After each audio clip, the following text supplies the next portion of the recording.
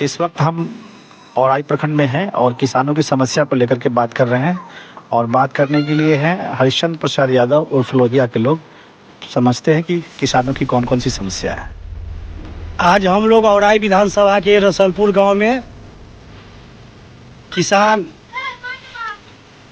छात्र जीवन से बच्चों के शिक्षा देने वाले युवा क्रांतिकारी साथी भाई वीरेंद्र यादव जी का ये आवास है। यहाँ पर किसान लोग जमे हुए हैं। बिहार का सबसे उपेक्षित औराई विधानसभा है। आज़ादी से लेकर आज तक यहाँ जो बाढ़ का समस्या बना हुआ था, योजना वाला बांध बनने के कारण समस्या का निदान हो गया था। आज़ादी के बाद बिहार में दूसरा बाढ़ आया। योजना वाला बांध टूटने के कारण औराई विधानसभा के किसानों का धान का 100 फसल नष्ट हो गया। बिहार सरकार ने घोषणा किया सहायता राशि 7,000 दिया जाएगा। प्रखंड विकास पदाधिकारी की लापरवाही के कारण 30% किसानों को 7,000 सहायता राशि मिला। फिर कृषि इनपुट से उन्होंने घोषणा किया, कृषि इनपुट से भी आज तक सहायता राशि नहीं मिला। 1-2% किसानों को मात्र 2,000 आया, जबकि तय किया गया था एकड़ पर 8,000। बिहार का सबसे उपेक्षित प्रखंड औराई विधानसभा है। और फिलहाल में अभी गेहूं का फसल लगने वाला है। किसान का सबसे बड़ी समस्या है खाद बीज नहीं मिल रहा है। भारत सरकार की संस्था, बिहार सरकार की संस्था, देश में जो 311 पैक्स है, उचित रेट पर खाद बीज मुहैया कराना है। और केंद्र में जो सहकारिता मंत्री है अमित शाह दावा करते हैं पूरा देश में पैक्स के माध्यम से किसानों को खाद बीज मिल रहा है, गेहूं मकई खरीदारी हो रहा है। और धान औराई विधानसभा में नहीं हुआ और 15 प्रखंड में धान हुआ। पैक्स से निर्धारित जो 23,000 रेट तय किया गया था, मात्र 5% किसानों का धान का खरीद हुआ। 1,800 के क्विंटल किसान मजबूरी में खाद खरीदना है, गेहूं के बीज खरीदना है। 1,800 के क्विंटल धान बिचौलिया के हाथ से बेच रहे हैं। अमित शाह सहकारिता मंत्री है, पूरा देश में दावा कर रहे हैं किसान को ये दे रहे हैं, किसान को ये दे रहे हैं। आज़ादी से लेके आज तक किसान अपने अधिकार के लिए लड़ाई लड़ा। और भारत सरकार ने घोषणा किया था कि मेरा सरकार बनेगी तो किसान के आय दुगुनी होगी। किसान का आय दुगुनी क्या होगा? जो धान का फसल उपजाए थे 2300 के जगह पर 1800 के क्विंटल धान बेच रहे हैं। जबकि 1 बीघा खेती करने में, धान के फसल लगाने में किसानों को लागत 25,000, 5 बीघा वाला किसानों का लागत 75,000 और 80,000 के लमसम में है। और फिलहाल में अभी धान उनका पैक्स नहीं खरीद रहा है, जिसके कारण बिचौलिया के हाथे 1,800 के क्विंटल धान बेच रहे हैं। और पैक्स का चुनाव हुआ भारत 1952 में, जब देश में संविधान लागू हुआ, बाबा साहेब ने जो वोट का अधिकार दिया, एक वोट से अपने भाग विधाता, मुखिया हो, सरपंच हो, विधायक हो, MP हो, अपना भाग विधाता चुनते हैं। जब लगाएंगे बबूल का पेड़ तो आम का फसल कहाँ से आएंगे? औराई प्रखंड में समस्या खाद बीज की समस्या है। यहाँ का किसानों का जो धान का फसल हो, आलू का फसल लगता है, मकई का फसल लगता है, जंगली सुगर उसको बर्बाद कर देता है। समस्या तो वही है जो धान पान से सब दहा गया। इसका किसान का कोई प्रबंध नहीं है। बिया बाल नहीं खरीदने में जो उपजा है सो वह 17, 18, 16 गाहक लेता है। और विशेष की कहा जाए, किसानों के बारे में अगर कहा जाए तो देश की आज़ादी के बाद अगर कोई सबसे ज़्यादा परेशान वर्ग है तो किसान वर्ग है। किसान को इतना परेशानी है कि आदमी उसमें लागत लगाता है और 6 महीना में उसका कोई उपार्जन नहीं होता है। लेकिन मजबूरी है कि माल मवेशी भी किसान रखते हैं, तो जो पुआल होता है या गेहूं का जो डंठल होता है उसे भूसा उसा बनता है, जिससे थोड़ा सा माल मवेशी को फ़ायदा मिल जाता है। लेकिन किसान को कोई लाभ नहीं है और सरकार के तरफ से कोरी घोषणा की जाती है, कभी 2000 कभी 6000 ऐसा। तो वो 2000 और 6000 जो भी कुछ भी मिलता है किसान को, वो वैसे चालाक किसान के खाते में जाता है, वैसे दलाल कर्मचारी के द्वारा उसके यहाँ पहुँचता है।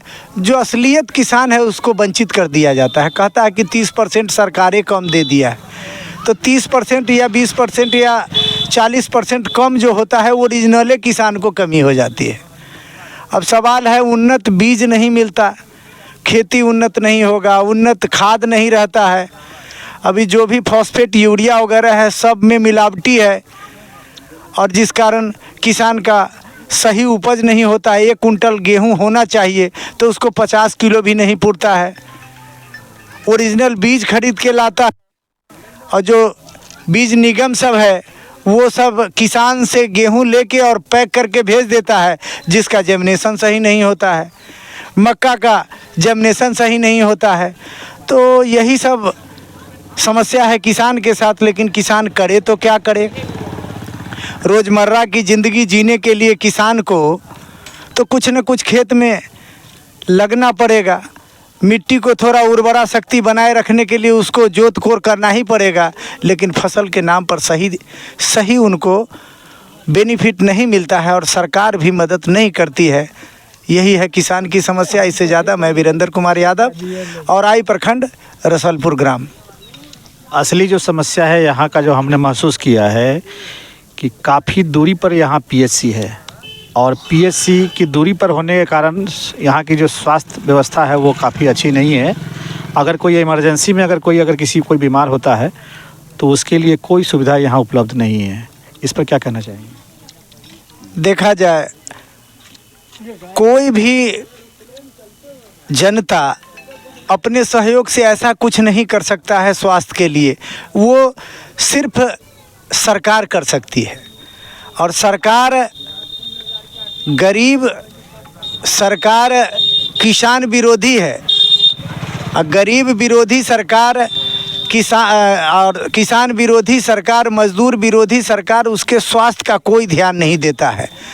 स्वास्थ्य का ध्यान अगर देता तो यहाँ किसी का सांप काट लेता है और मुजफ्फरपुर जाते जाते वो मर जाता है। यहाँ कोई पीएचसी का व्यवस्था नहीं है। पीएचसी के नाम पर अगर कहीं चल रहा है तो वो सब छोटा मोटा टुटका फुटका जैसा, कहीं दर्द की दवा मिल गई, हो सकता है कहीं उल्टी की दवा मिल गई, कहीं वो अधिक दस्त उस्त हो गया तो 1-2 रोकने का, लेकिन और कोई व्यवस्था यहाँ नहीं है। और खास करके इस दक्षिणी क्षेत्र में बहुत विकट समस्या है यहाँ स्वास्थ्य पर। यहाँ के मज़दूर अगर भाग के चले जाते हैं कि हम यहाँ न रहेंगे, यहाँ हमारा शरीर भी ठीक नहीं और हमारी आमदनी भी नहीं, खेत में भोजन का समस्या है। छत्तीसगढ़ जैसे जगह पर चले जाते हैं तो वहाँ 12 घंटा वहाँ के फैक्ट्री वाले उनको बधुआ मजदूर की तरह काम कराता है। तो ये भारत की सरकार है, बधुआ मजदूर को और बधुआ मजदूर बना दिया है। न वहाँ उसका स्वास्थ्य ठीक रहता है, न यहाँ ठीक रहता है, न सड़क है बढ़िया और न यातायात का कोई साधन है। अगर कोई बीमार भी पड़ जाए तो मुजफ्फरपुर जाते जाते दम तोड़ देता है। तो इससे ज़्यादा हम आपको क्या कहें? अब ये तो सरकार की जिम्मेदारी है। जब जनता वोट का समय आता है तो क्या अपने कैंडिडेट से इस तरह का कोई डिमांड नहीं करता है कि यहाँ स्वास्थ्य की व्यवस्था अच्छी तरीके से होना चाहिए?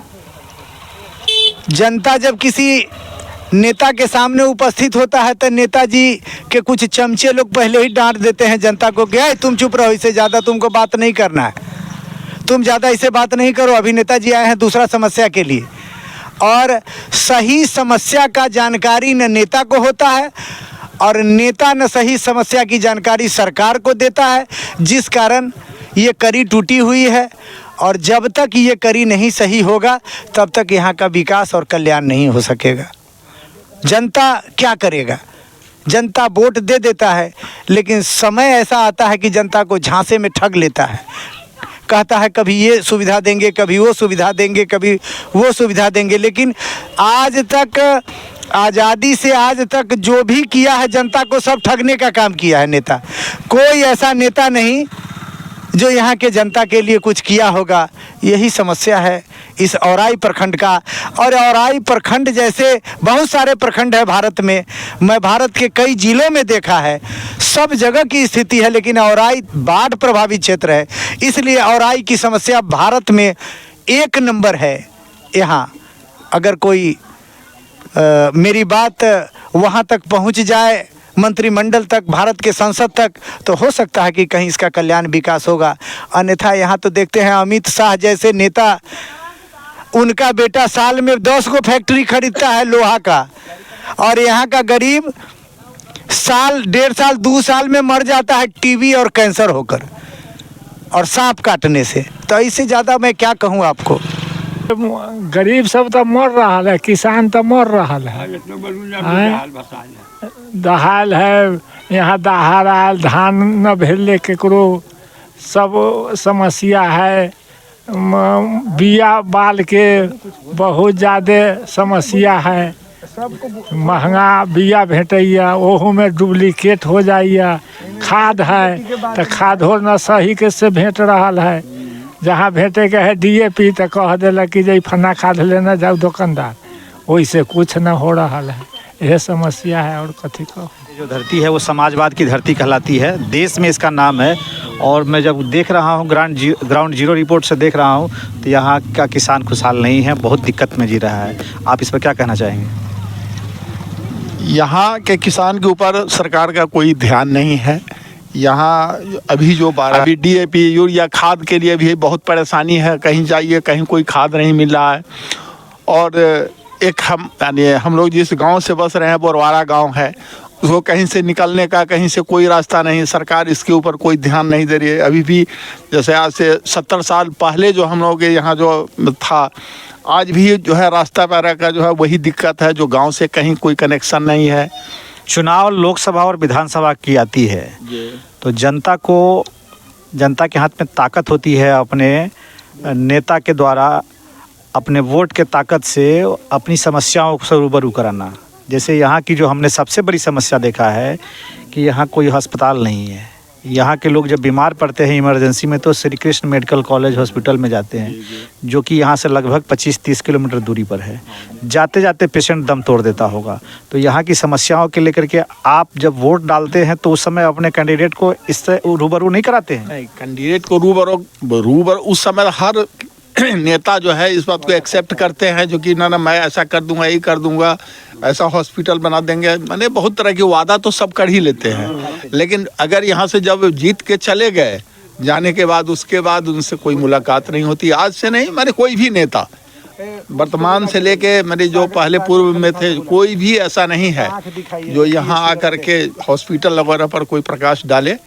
ऐसा कोई नेता नहीं है। अगले चुनाव में, आने वाले चुनाव में जाति से ऊपर उठकर, पार्टी से ऊपर उठ करके यहाँ की जो मूल समस्या है उस समस्याओं पर सभी लोग अगर एकजुट होकर के अगर करेंगे तो निश्चित तौर पर क्षेत्र में विकास करना होगा, चाहे विधायक जो भी बने, सांसद जो भी बने। बिल्कुल हम लोग एक होंगे और उस समय जो है हम अपने ग्रामीण से, हम अपने क्षेत्र के लोगों से, पड़ोस के लोगों से मदद लेकर के हर आदमी एक हो करके और जात पात से ऊपर उठ करके तब हम लोग अगला मतदान जो करेंगे सब जाति से ऊपर उठ करके जो सही रहेगा, जो सही काम करने वाला होगा, तो उसको हम लोग अपना जो मतदान उसी के मैंने फेवर में करेंगे। मेरा नाम सर प्रेमचंद्र झा हुआ, मैं भूतपूर्व सैनिक हूँ।